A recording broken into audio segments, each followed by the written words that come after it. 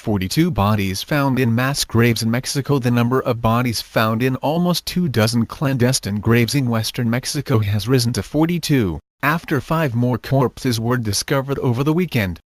Many of the bodies had bullet wounds, and showed signs of torture, according to federal authorities at the crime scene. Many of the bodies were bound or gagged.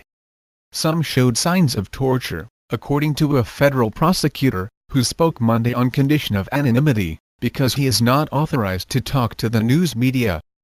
The graves are in La Barca near the border between Jalisco and Michoacan states, in a remote area by Lake Chapala, which is popular with tourists and American retirees.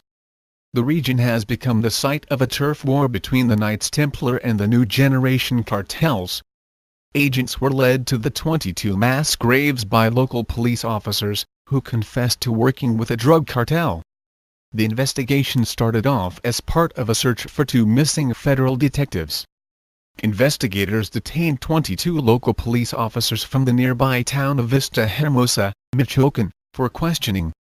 Some of the officers confessed they had handed over the officers and other people to New Generation gunmen. The missing detectives have not been located, nor have their bodies appeared in their graves.